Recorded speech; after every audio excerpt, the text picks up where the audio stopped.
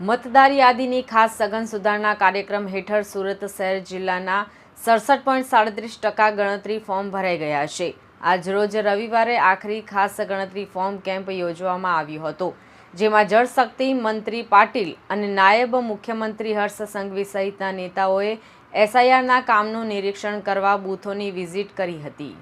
જિલ્લા ચૂંટણી અધિકારી અને કલેક્ટર ડોક્ટર સૌરભ પારધીની અધ્યક્ષતામાં ધારાસભ્યો, વિવિધ રાજકીય પક્ષોના પ્રતિનિધિઓ તેમજ મતદાર નોંધણી અધિકારીઓની સાથે કલેક્ટર કચેરી ખાતે મહત્વપૂર્ણ બેઠક યોજાઈ હતી। આ બેઠક દરમિયાન 30 નવેમ્બરને રવિવારે યોજાનારા આખરી ખાસ ગણતરી ફોર્મ કેમ્પમાં વધુમાં વધુ ફોર્મ પરત મળે તે માટે કલેક્ટરે સર્વે ધારાસભ્યો અને રાજકીય પક્ષોનો સહકાર માંગ્યો હતો, જેને પગલે આજે જળશક્તિ મંત્રી પાટીલ અને નાયબ મુખ્યમંત્રી હર્ષ સંઘવી સહિત ધારાસભ્યો, નગરસેવકો અને અગ્રણીઓ અલગ અલગ બૂથ પર ઉપસ્થિત રહી કામગીરીનું નિરીક્ષણ હાથ ધરાયું હતું।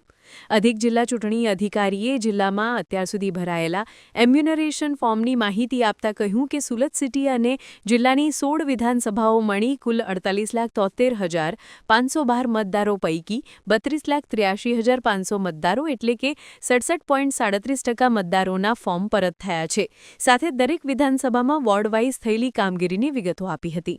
ડોર ટુ ડોર સંપર્ક કરીને પણ જે રીતે મહેનત કરીને મતદાર યાદીને સ્વચ્છ કરવા માટે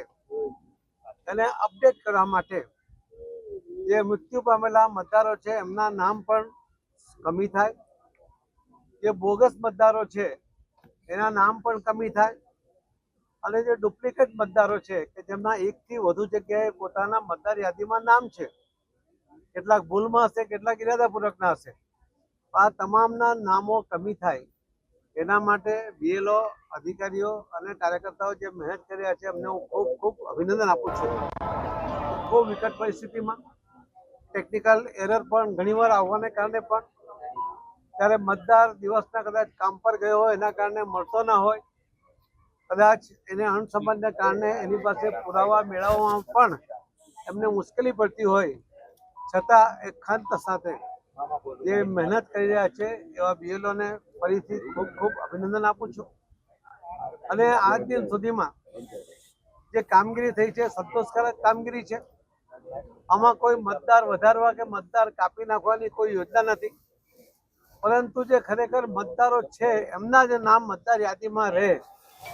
એના માટેનો આ પ્રયત્ન ઇલેક્શન કમિશનર દ્વારા જે કરવામાં આવી રહ્યો છે એના કારણે ભવિષ્યમાં પણ કેન્દ્ર સરકારની કે રાજ્ય સરકારની જે યોજનાઓ છે એમાં પણ લાભાર્થીઓના નંબર ઓછા થશે। એના કારણે નાણાં પંચ અને નીતિ આયોગ પણ જે પ્લાનિંગ કરશે એ પણ ચોક્કસપણે થઈ શકશે। આજે ખૂબ મોટા પ્રમાણમાં વસ્તી હોવાને કારણે, બતાવતા હોવાને કારણે, એકથી વધુ જગ્યાએ નામ હોવાને કારણે બિનજરૂરી મલ્ટિપલ સંખ્યામાં મતદારો દેખાય છે ને એના કારણે એમની જે ગણતરીઓ હોય છે ખોટી પડે છે, પરંતુ આમાં ચોક્કસપણે જે પ્લાનિંગ કરી શકશે એનો ખૂબ મોટો ફાયદો દેશને ઉન્નતિના શિખરે લઈ જવા માટેનો માનનીય પ્રધાનમંત્રી શ્રી નરેન્દ્ર મોદી સાહેબનો જે પ્રયત્ન છે એ પ્રયત્ન સફળ થશે એવો મને વિશ્વાસ છે। આમાં સૌ મતદાર ભાઈ બહેનો પણ પોતે પોતાનું નામ મતદાર યાદીમાં હોય એ ચેક કરી લે,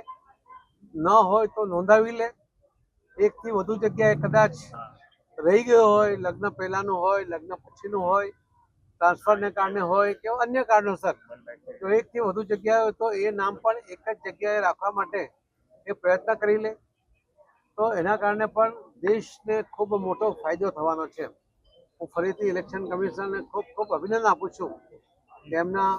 અધિકારીઓ, એમના કર્મચારીઓ અને રાજ્ય સરકારના પણ અધિકારીઓ અને બીએલઓ સુધી સતત ખૂબ મહેનત કરીને જે આ કામ કરી રહ્યા છે, આ દેશને પ્રગતિના પંથે લઈ જવા માટે એક ખૂબ મોટું કામ થઈ રહ્યું છે। સૌ કાર્યકર્તાઓને પણ અભિનંદન આપું છું કે એ પણ બીએલઓ સાથે રહીને એમને પૂરક બનવાનો પ્રયત્ન કરે છે, એમને મદદ કરવાનો પ્રયત્ન કરે છે, કેમ કે આ એક દેશ હિતનું કામ છે અને એ દેશ હિતનું કામ દરેકે કરવું જ જોઈએ એવો મારો મારી બધાને વિનંતી પણ છે, આગ્રહ પણ છે। ખૂબ ખૂબ ધન્યવાદ। Bureau report LK star news, Surat.